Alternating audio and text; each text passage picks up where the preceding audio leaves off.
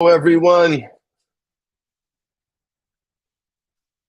Look forward to see who's joining me live. So it is summertime, and today we are going to be talking about oogling and objectifying.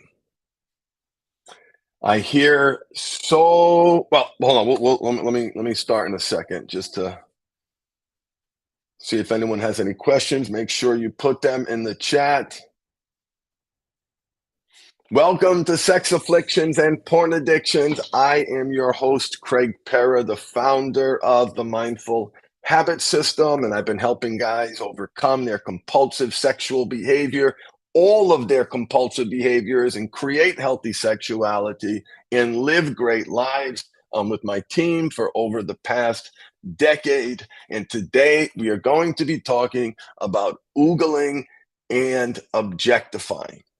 We're going to talk about its biological components. We're going to talk about the cultural components. And most importantly, we're going to talk about what to do about it. And the reason I think these lessons are so important, well, let me give you kind of the setup for this. So I just got back from Hawaii with Michelle celebrating our 25th wedding anniversary.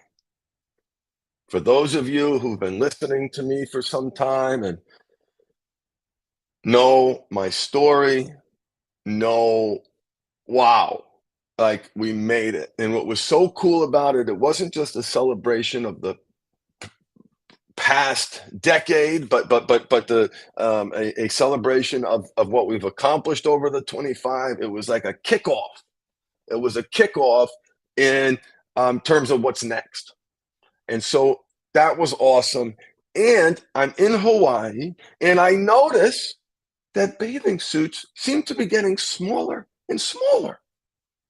I, instantly walk into a resort-like area, and just for a second, notice there's skin everywhere, everywhere. And I said to myself, I said, I am so glad that I have tools right now, because if I didn't, and I remember back to when I didn't, I would lose myself in fantasy.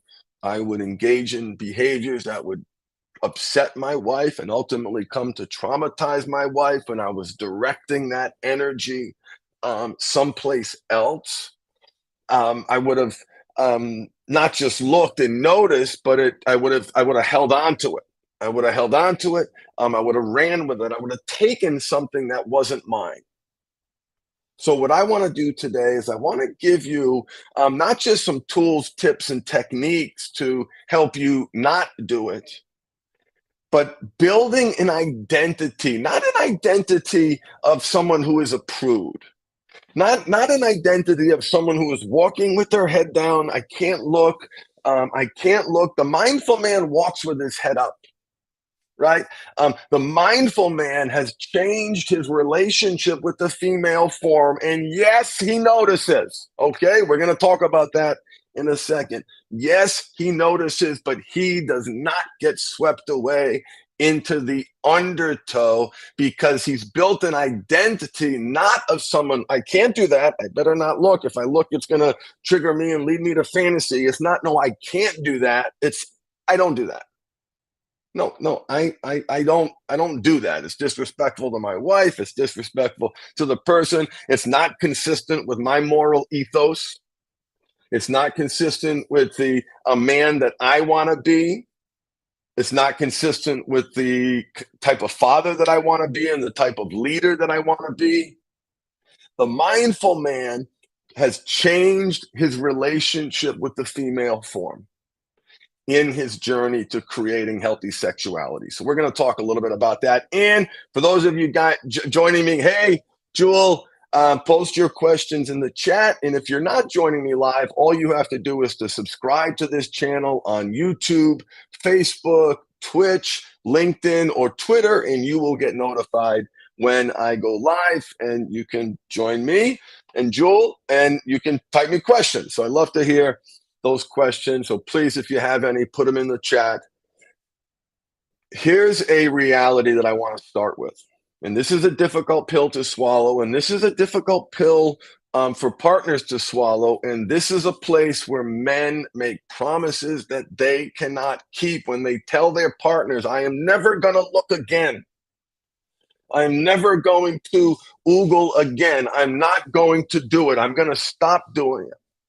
Brother, and I'm going to explain to you why, right? That is a promise that you can't keep.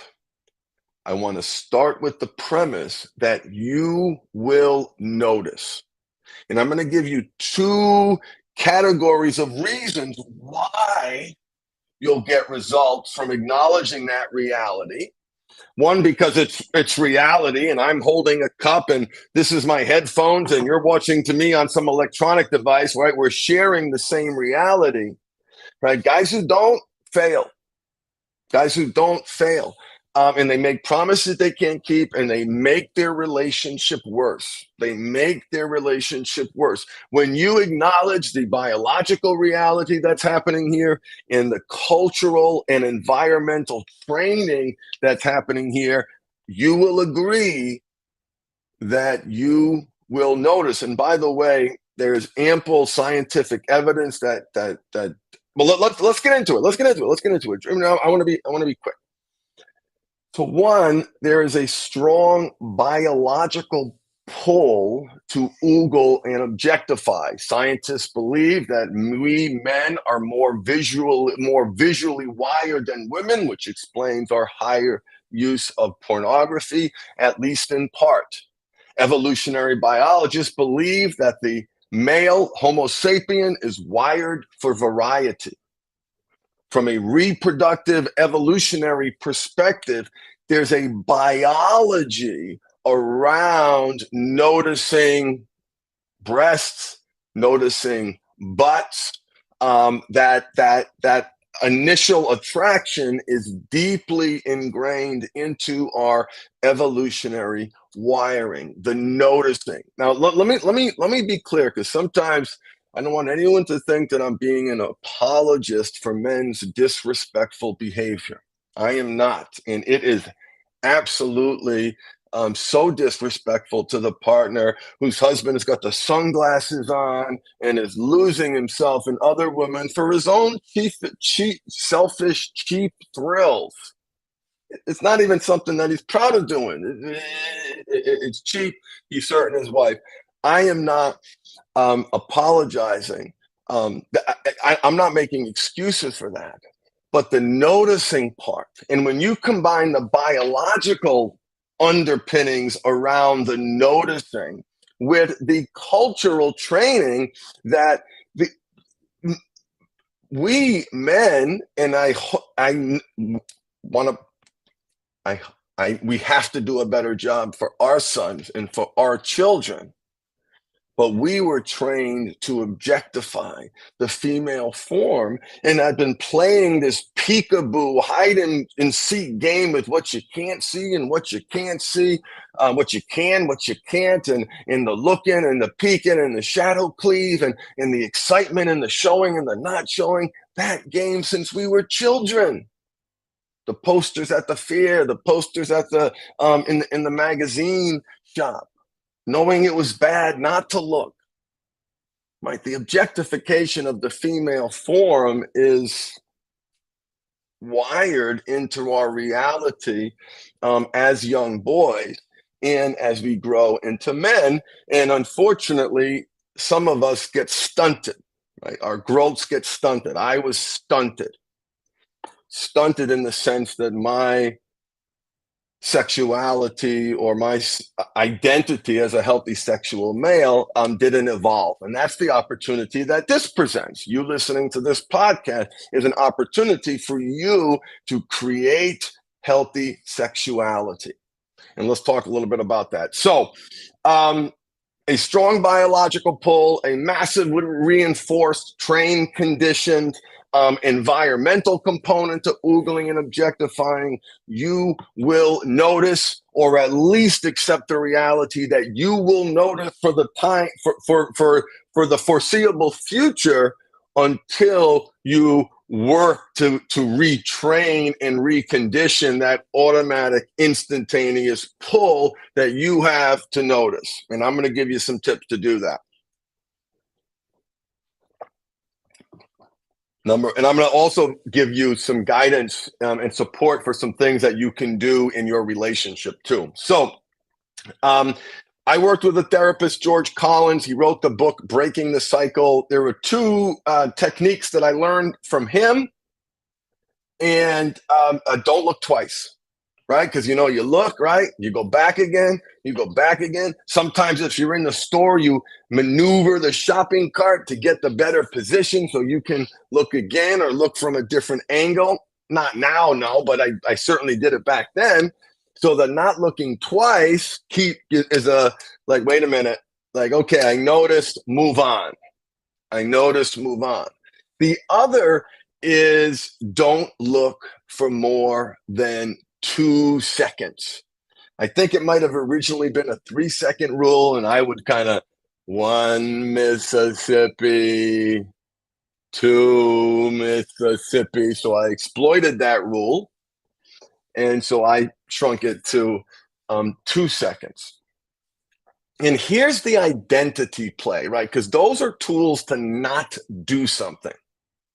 Those are tools to not do something, and that's important. And wouldn't it be great if we can build an identity around like who you are and who you want to be? So here's the bridge to identity. Oh, and Rob, yeah, so easy. Comes so natural. I mean, go out in public and do a study on yourself and watch what pulls your eyes automatically and instantaneously. If that was a skill set that could somehow benefit national security, me and many of brothers like me would be in like video game like jobs with the National Security Administration, like identify, like so quick, like ninjas. Ninjas can see an exposed something, from 3 clicks away. I don't even know what that means, but I've heard my military guys say that, from really far away. So a strong, trained, conditioned response, and study that conditioning. I'm giving you, there's a cultural, you dig into what's yours. What was the training that you received on not looking? What was the training that you received around looking? And it's pretty crazy. It's pretty crazy. A lot of conflict, a lot of shame, a lot, tapping into a natural wiring of like excitement and titillation and arousal. Like, oh my God, like a perfect storm for our teenage brains. The bridge to identity is to use the trigger to objectify as the trigger to personify, to humanize that person. And this technique has brought me great value. And let me tell you what I mean by that. So you are going to get triggered to objectify. And I behoove you men, where it's safe to do so, to tell your partners that I am going to get triggered to notice. Right? That pull is going to happen. Okay. But what you can do is you can train yourself to develop such an awareness of when you look, what happens in your brain, what are your automatic instantaneous thoughts, how that feels in your body, right? You use your awareness of that trigger to objectify as a prompt, as a cue, as a trigger to do something else. It's like reaction and then action. And so around this personify, what does that mean? And that might be, who am I, looking at like a piece of meat? Who am I having thoughts about? Maybe a mind moves to fantasy and taking something that isn't mine, that I don't have permission to take. Or how would I feel if someone was thinking these thoughts about my kid, my daughter? my niece, my nephew, whatever the perspective is. It's shifting your perspective. Is this healthy? Is this bringing me any value beyond high fructose corn syrup and is going to really hurt my wife?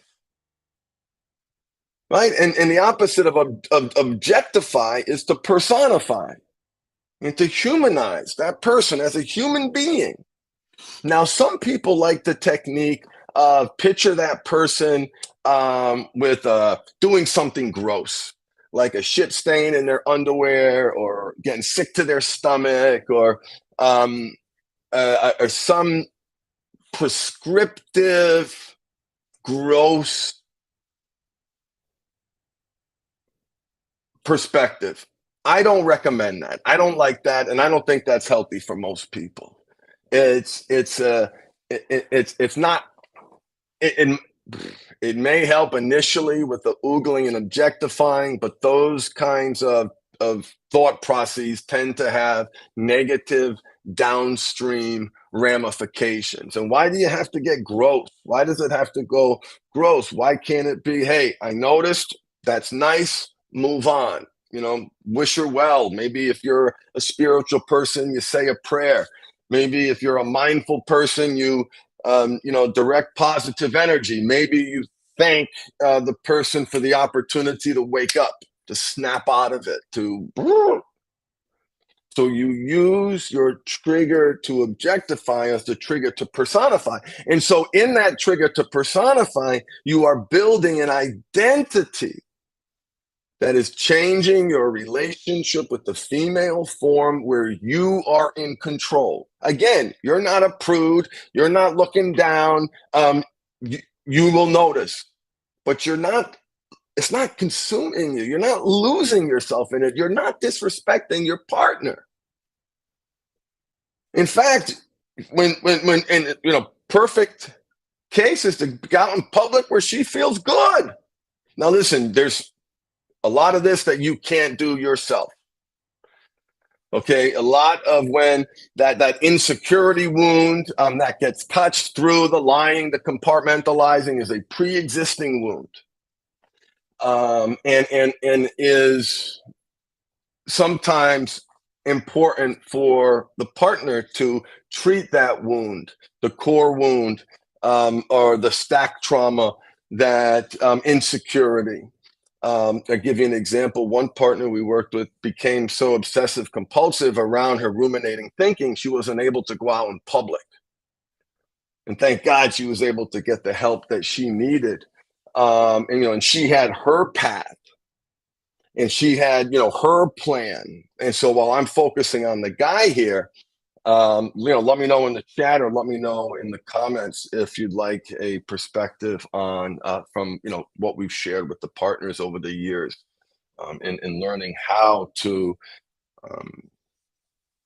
treat that core wound and build a framework for going forward and creating safety to be able to go out in public. So just generally speaking, be proactive around risk management. If you, brother, are in a relationship where going out in public is going to trigger your partner because she's really insecure and deeply wounded by her awakening to the reality that you're directing that sexual energy to someplace else, right? That can be really, really traumatic. So what can you do? What can you do when you're out in public? Sometimes taking off the sunglasses. Taking off the sunglasses, not hiding behind the sunglasses. Examine your habits. And if hiding behind the sunglasses is one of your habits, take them off. Take them off, or certainly take them off in a place where she's wondering. Okay? Number 2 is have a plan with each other. And brother, that means you say, honey, if we're out in public and you notice me like drifting off and I'm not going to try not to. Obviously, I'm going to try not to, but, give me a little, hey, sweetie, over here. And I might be looking at the flowers. I might be looking, and I might, have been looking where I shouldn't, where I don't want to look, where I want to look here. So please tell me. right? And the reason why you want to create an environment so your partner tells you, so it doesn't, blow up. You can address it in the moment. You can address it in the moment. And so having a plan. And if you've heard us talk about the emotional safety plan, that's also a critically important tool that you can customize when you're going out. What is our emotional safety plan? So when we go out, you feel so supported. And when I go out, we're both going to feel good about ourselves, and we're both going to have fun, and we're both going to create joy, because life is too short to stink. And it is the summertime. It is time to enjoy the outdoors. It is the time to be free, and experience new adventures and do things that make you feel good about yourself. That's the aggressive pursuit of a great life. That's feeding the right wolf. That's to break a habit. You have to make the right habit that meets the right need. And if you're in a relationship and listening to this broadcast, you may have caused a significant amount of damage with your partner. And here's one of the things that I learned that worked for me, and it doesn't mean it'll work for you, but it might. So here was the pattern. Michelle and I are holding hands. We're out in public. This is early on, post, hospitalization, fired, certainly hadn't started coaching yet. But counseling 2-3 times a day. But we were making progress. And so we'd go out in public, and I'd oogle and objectify, and she'd notice that I'd oogle and objectify. I'd pull away. She doesn't want me. She doesn't want to touch me. Of course, she's angry at me. She's upset with me, and a lot of projection issues that I came to realize how much of my mother that I was projecting onto her, projecting authority, projecting control, projecting, all sorts of things that weren't kindness and love and empathy and support, which is all the things that she was and is. And so I would pull away, she would pull away, and we would, not feel good about ourselves. It would feel like a setback. I get angry at myself, and certainly probably at times get angry at her.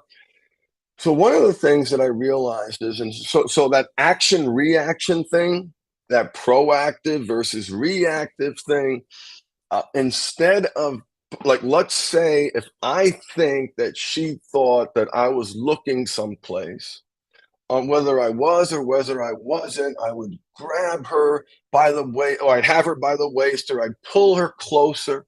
I'd immediately direct attention to her.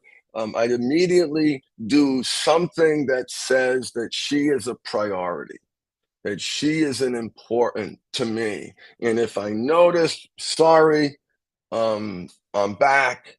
And quickly we were able to, now listen, Michelle's a patient person, very, very forgiving, and was able to accept the reality, that was the reality that I was going to notice. And that's not every partner needs to make that choice. I certainly respect a partner saying that's not what I want. And we notice, and there's a reality there, that acknowledging that reality, acknowledging the conditioning, acknowledging the training, acknowledge the reality of that which you resist persists. Any guy who's going out in public knows, don't look, don't look, don't look, don't look, don't look. What happens? Right? Don't picture that. Don't look at that. You better not think about that. What happens? It's all you can think about.